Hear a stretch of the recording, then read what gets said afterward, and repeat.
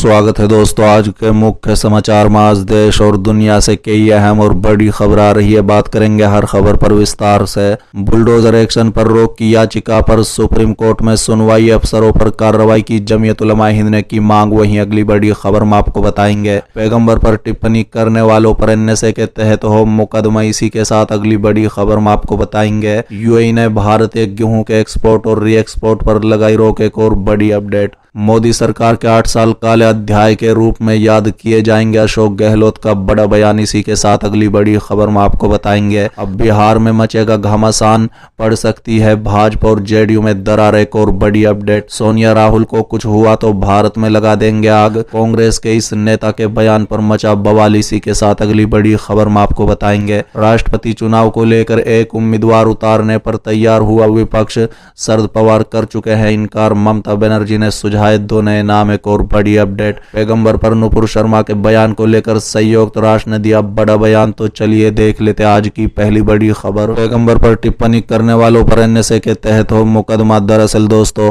पैगंबर पर अभद्र टिप्पणी के विरोध में मुस्लिम समाज के लोगों ने बुधवार को प्रदर्शन कर नारेबाजी की। साथ ही भाजपा के पूर्व प्रवक्ता नुपुर शर्मा और नवीन जिंदल पर राष्ट्रीय सुरक्षा कानून यानी एनएसए के तहत मुकदमा दर्ज कर जेल भेजने की मांग की गई।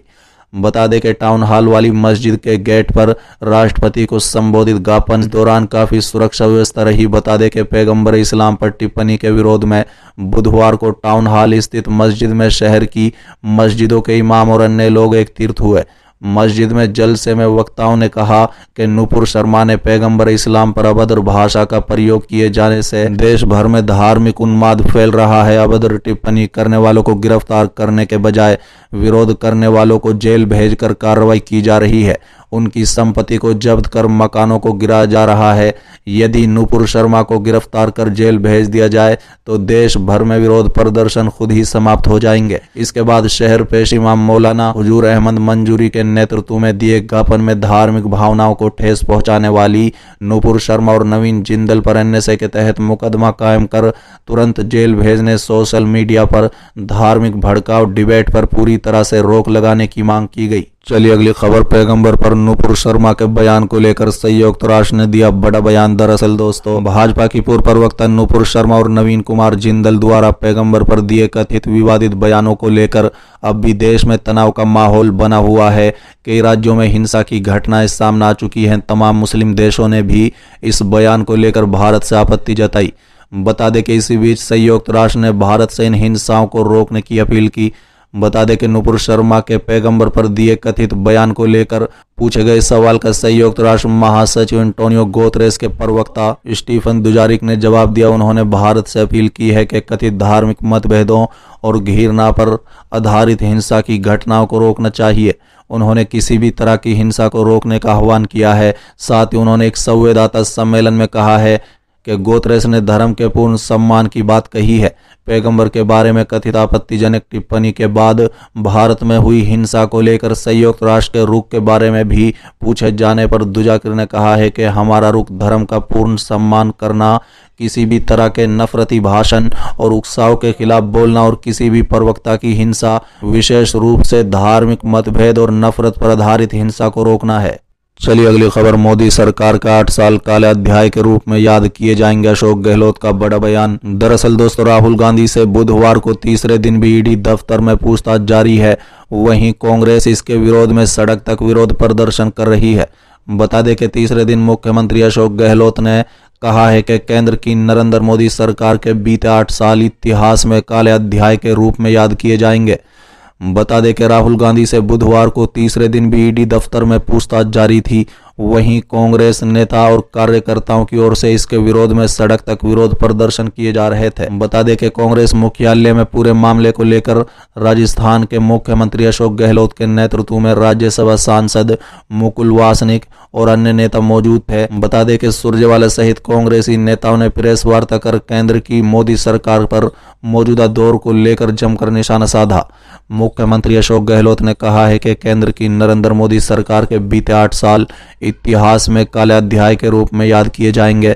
उन्होंने कहा है कि आज संविधान की धज्जियां उड़ाई जा रही है।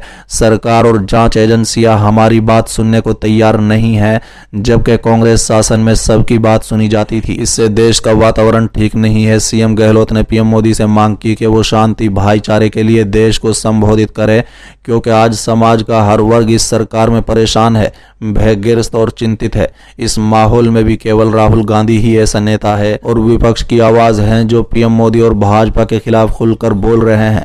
इसलिए उन्हें ईडी की पूछताछ के बहाने तंग करने का काम किया जा रहा है, लेकिन हम न डरेंगे न दबेंगे। बता दें कि गहलोत ने कहा है कि एआईसीसीसी में हमारा पार्टी कार्यकर्ताओं को आने से रोका जा रहा है। दिल्ली के एनडीएमसी इलाके के पुलिस छावनी बना दिया गया है। सरकार नेशनल हेराल्ड मामले में इतना पूछताछ कर रही है। ऐसे में सीएम गहलोत ने आशंका जताई कि आरएसएस के अखबार 5 जने को भी कोई मदद कर रहा होगा।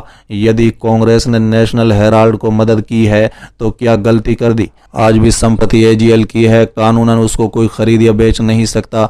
गहलोत ने दावा किया है कि आज दिल्ली पुलिस के कमिश्नर भी हमें मिलने का समय नहीं दे रहे हैं। चलिए अगली खबर। अब बिहार में मचेगा घमासान, पड़ सकती है भाजपा और जेडीयू में दरार। दरअसल दोस्तों, बिहार में भाजपा और जेडीयू के बीच में दरार पड़ सकती है, क्योंकि राज्य में सत्तारूढ़ जेडीयू और सहयोगी बीजेपी के बीच जनसंख्या नियंत्रण को लेकर मतभेद बढ़ता ही जा रहा है। बता दें कि भाजपा की बिहार इकाई के प्रमुख डॉक्टर संजय जायसवाल ने सुझाव दिया था कि राज्य की जनसंख्या को नियंत्रित करने के लिए सरकार केवल 2 बच्चों वाले लोगों को पुरस्कार करे। संजय जायसवाल के इस बयान पर जेडीयू ने प्रतिक्रिया दी है और बीजेपी पर इस मुद्दे पर लोगों को गुमराह करने का आरोप लगाया।